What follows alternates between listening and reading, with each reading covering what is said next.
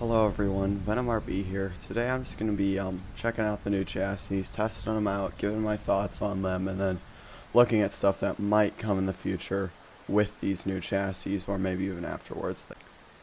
So you have 5 cars with the new chassis: the monster truck, the 350 or 70Z, not sure which, the Koenigsegg Jesko, the Pontiac G8, and then the Ford GT.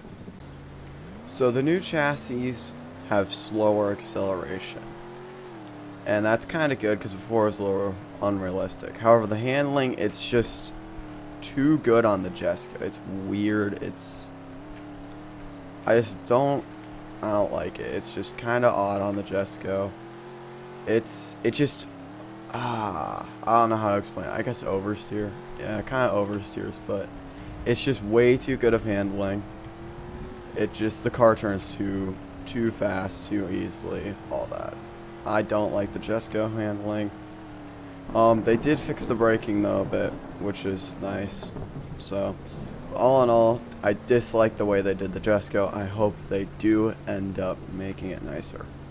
The Ford GT is pretty good. I mean, obviously, the acceleration's slower. The turning is maybe a bit too good. The handling's maybe a bit too good on it. But it's not, super unrealistic. It does sort of drift, just like slides around a bit. Just fun to play around with. I do like the Ford GT the way he did it. It's pretty cool.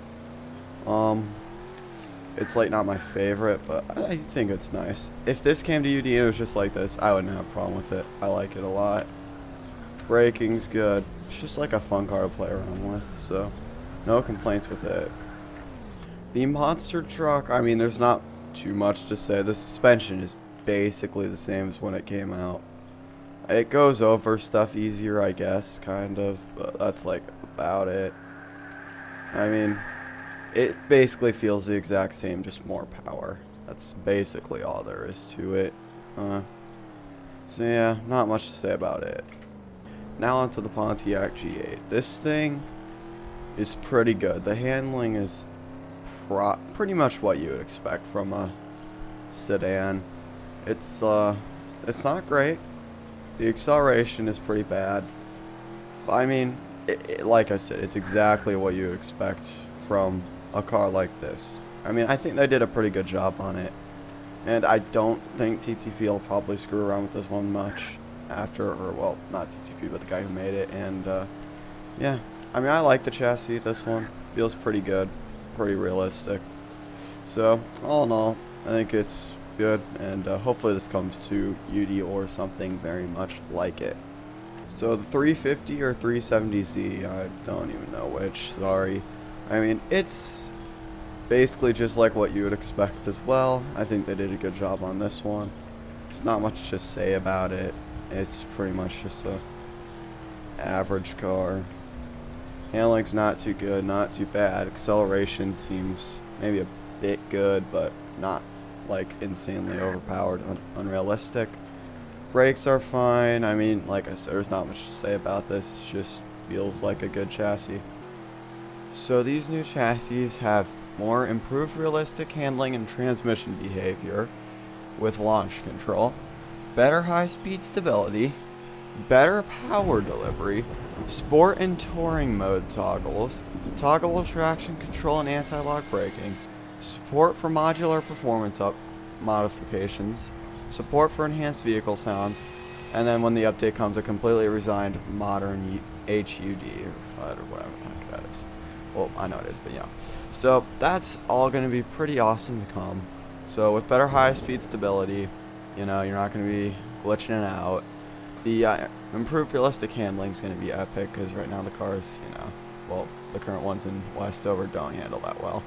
Transmission behavior will also be good. I hope they make like the Regera's 1 gear and stuff like that. Better power delivery has been needed forever, because, everyone hates getting stuck on hills.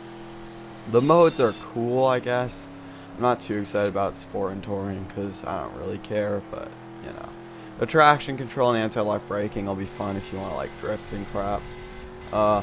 Modifications, I'm super excited to come for because like they've been talking about adding those for like so long now, and everyone's been wanting them. So hopefully those come. Enhanced vehicle sounds, I'm not too sure about them because like Vehicle Simulator, for example, like they added it, and in my opinion their sounds suck, and I would rather have no sounds. So if like they turn out to be like vehicle sound, I'm gonna be sad, but if they turn out to be really good, I'll be happy. So I don't know, I think it could go either way. And a complete redesigned modern HUD, I'm just gonna say that'll be fun. I mean, not much to say about it or do with it, but I mean the current one's a little outdated, I guess. Just to make UD look better. So that's what's gonna come with the chassis update. That should be pretty awesome. I also think that maybe with the chassis update we'll get like a new garage look or something. I mean, in the leaks on his Twitter, he's been showing new garages with Ford GTs and like garages and stuff. Maybe that's just like more hints towards like upgrades, like showing he's working on them, or maybe that's gonna be like a new garage. Not too sure on that, but you never know.